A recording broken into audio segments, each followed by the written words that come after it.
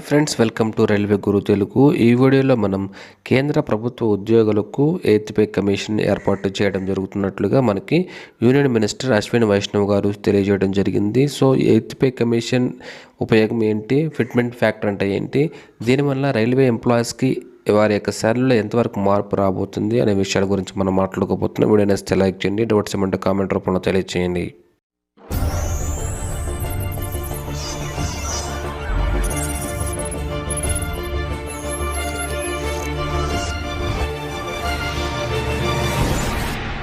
ఇక్కడ కనుక మనం గమనించినట్లయితే union minister Ashwin Vaishnaw says prime minister has approved the 8th central pay commission for all employees of central government. ఈ central pay commission అనేది స్టార్టింగ్లో మనకి 1947లో ఏర్పాటు చేయడం జరిగింది. ఎవ్రీ 10 yearsకి మనకి ఏర్పాటు చేస్తారు. ఇప్పటివరకు 7 సెంట్రల్ పే కమిషన్స్ అనేవి వచ్చాయి. ఇప్పుడు రాబోయేది 8th పే కమిషన్. దీని యొక్క రిపోర్ట్ అనేది 2026లో సబ్మిట్ చేయడం జరుగుతుంది. దీనికి సంబంధించి ఒక చైర్మన్ అలాగే 2 members అయితే ఉంటారు. ఓవరాల్గా 3 members కమిషన్ ఇది ఏర్పాటు చేయడం జరుగుతుంది అని చెప్పేసి మనకి అశ్విని వైష్ణవ్ గారు తెలియజేయడం జరిగింది. అయితే ఈ సెంట్రల్ పే కమిషన్ అనేది ఏం చేస్తుంది అంటే, ప్రస్తుతం ఆర్థిక పరిస్థితులను దృష్టిలో పెట్టుకుని ప్రస్తుతం ఉన్న జీతాలు, పింఛన్లు ఎంత మేరకు పెంచాలో ప్రభుత్వానికి ఒక సిఫారసు అయితే చేయడం జరుగుతుంది. దాని ఆధారంగా సెంట్రల్ గవర్నమెంట్ అనేది ఒక నిర్ణయం అయితే తీసుకోవటం జరుగుతుంది. వాళ్ళు తీసుకున్న నిర్ణయాన్ని బట్టి 1 కోటి మంది సెంట్రల్ గవర్నమెంట్ ఎంప్లాయీస్ అలాగే పెన్షనర్స్కి బెనిఫిట్ అయితే ఉండబోతుంది. ఇక్కడ చూస్తే కనుక మనకి ఫస్ట్ పే కమిషన్ అనేది 1946లో ఏర్పాటు చేయడం జరిగింది. దాని యొక్క రిపోర్ట్ అనేది 1947లో సబ్మిట్ చేశారు. అంటే 1 yearలో మనకి రిపోర్ట్ అనేది సబ్మిట్ చేశారు. సెకండ్ పే కమిషన్ 1957లో ఏర్పాటు చేశారు. రిపోర్ట్ అనేది మనకి 1959లో సబ్మిట్ చేశారు. అలాగే మనకి 4th పే కమిషన్ 86లో అయితే రిపోర్ట్ సబ్మిట్ చేయడం జరిగింది. 5th పే కమిషన్ 94లో ఏర్పాటు చేశారు. 97లో మనకి రిపోర్ట్ సబ్మిట్ చేయడం జరిగింది.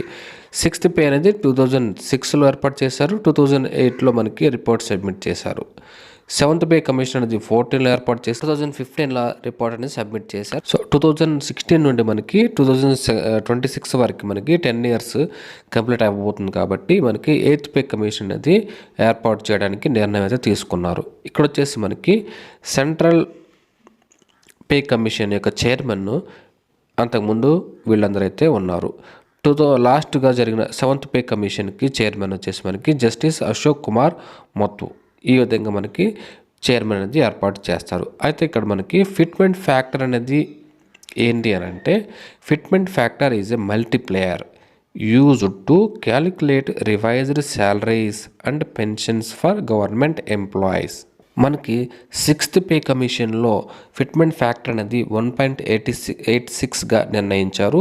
7th పే కమిషన్లో 2.57గా నిర్ణయించడం జరిగింది. నెక్స్ట్ అనేది మనకి వాళ్ళు ఎంత రికమెండ్ చేస్తారనేది మనకు తెలియదు. అలాగే గ్రూప్ డీకి సంబంధించి ఫస్ట్ సెంట్రల్ పే కమిషన్ అప్పుడు ఒక 55 రూపీస్ అయితే శాలరీ ఉండేది.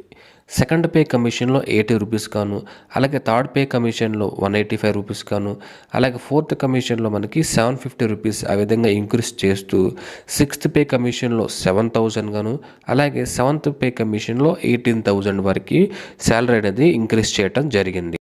రైల్వే డిపార్ట్మెంట్లో డిఫరెంట్ లెవెల్స్కి బేసిక్ శాలరీ తీసుకున్నట్లయితే ఫిట్మెంట్ ఫ్యాక్టర్ అనేది 1.5 నుండి 2.86 వరకు బేసిక్ శాలరీ అనేది ఏ విధంగా ఇంక్రీజ్ అవుతుంది అనేది మనం ఇక్కడ తీసుకున్నాను.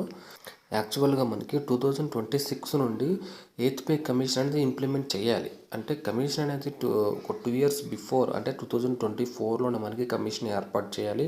దాని యొక్క రికమెండేషన్స్ అనేవి ఒక 1.5 year 2 years తీసుకున్నప్పటికీ మనకి ఫైనల్గా గవర్నమెంట్ డెసిషన్ తీసుకుని 2025లో 26 నుండి ఇంప్లిమెంట్ చేయాలి. కానీ ఎలాంటి నిర్ణయం 2024లో ఎలాంటి నిర్ణయం తీసుకోలేదు. దీని గురించి మేము ఇంకా ఆలోచించలేదు అనే మాట మాత్రం ఫైనాన్స్ మినిస్టర్ చెప్పడం జరిగింది.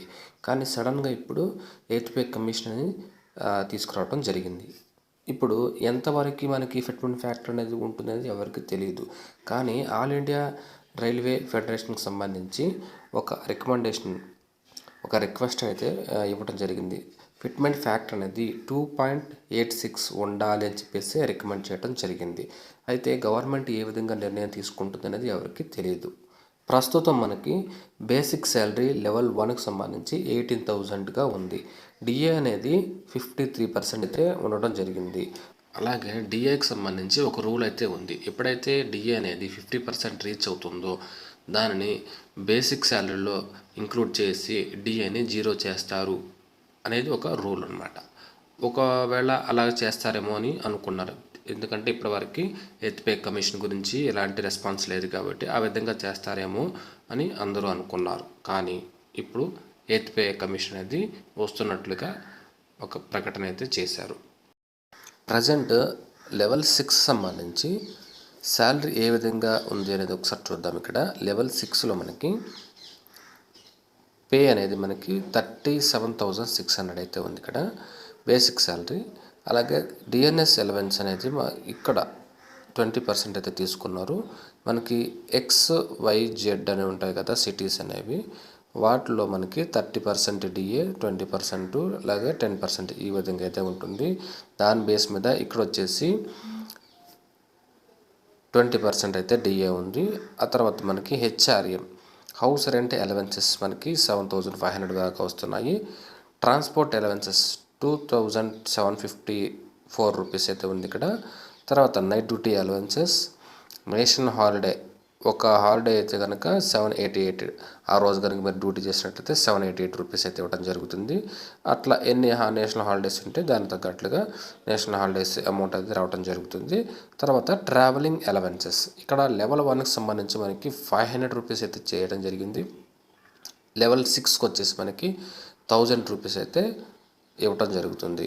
సో ఇవన్నీ కూడా ఎర్నింగ్స్ అనమాట. ఈ ఓవరాల్గా మనకి ఇక్కడ గ్రాస్ అనేది మనకి 95,000 రూపీస్ అయితే ఉంది. అలాగే దీనికి సంబంధించి డిడక్షన్స్ కూడా ఒకసారి చూద్దాము.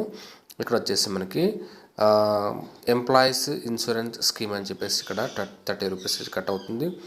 పెన్షన్ వచ్చేసి 5,700 రూపీస్ అయితే కట్ అవుతుంది.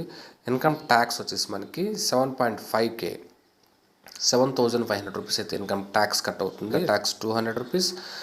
అలాగే రిమైనింగ్ డిడక్షన్స్ ఏమైనా ఉంటే అవన్నీ తీసేగా మనకి శాలరీ అనేది 75 నుండి 80 ఈ మధ్యలో మనకి రావటం జరుగుతుంది.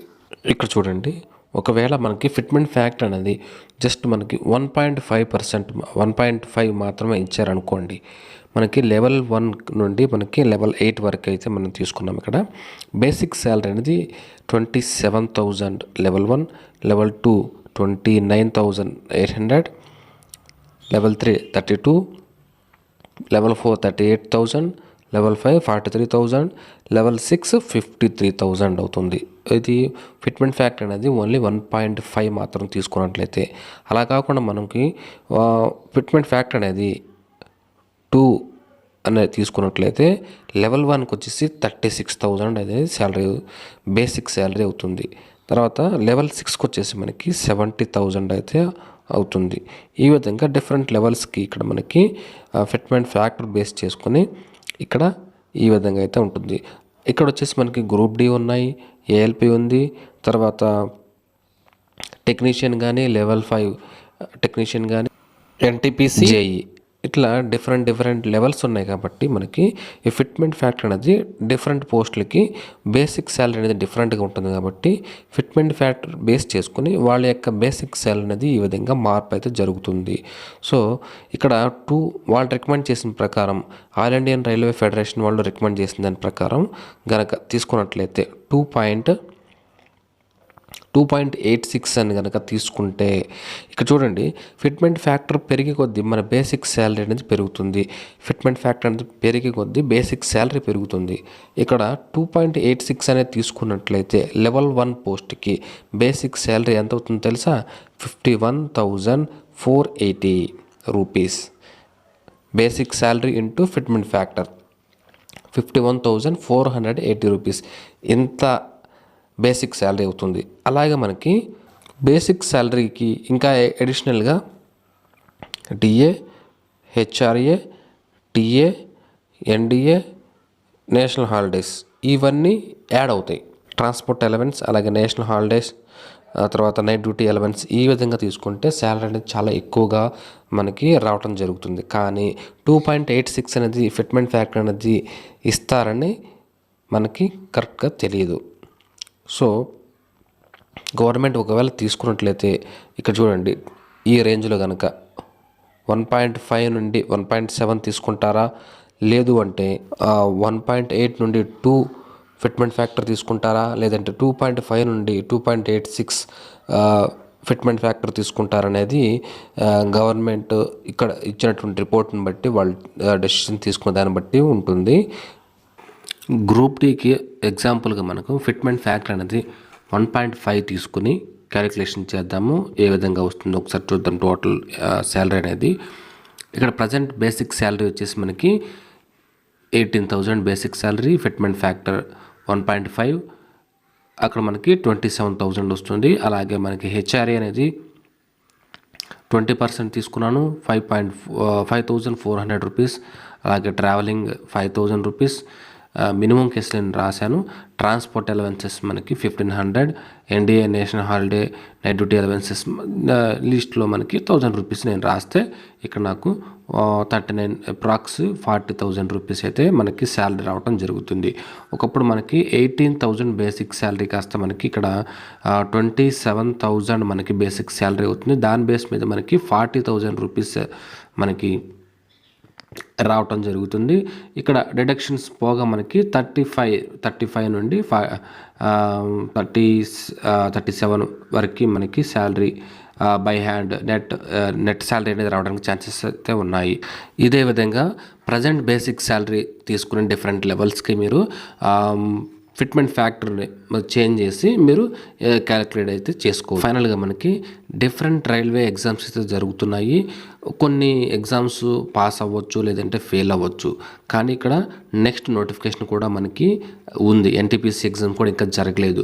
సో మీ యొక్క ప్రిపరేషన్ అనేది ఇది ఒక మోటివేషన్ లాగా తీసుకుని శాలరీ కూడా మనకి ఇంక్రీజ్ అవుతుంది, మంచిగా కొంచెం బాగా ప్రిపేర్ అయితే మనం జాబ్ సాధించగలము అనే ఒక మోటివేషన్తో మీరు ముందుకెళ్తే కనుక మంచి శాలరీ అనేది రావడం జరుగుతుంది. మంచి పొజిషన్లో మీరు మీ యొక్క ఫ్యామిలీ సిచ్యువేషన్ కూడా మార్చుకోవడానికి మంచి అవకాశం ఇది. కాబట్టి మంచిగా ప్రిపేర్ అవ్వండి. ప్రాపర్ ప్లానింగ్ స్ట్రాటజీతో మీరు ముందుకు వెళ్ళండి. డౌట్స్ ఏమైనా కామెంట్ రూపంలో తెలియజేయండి. Thank you friends.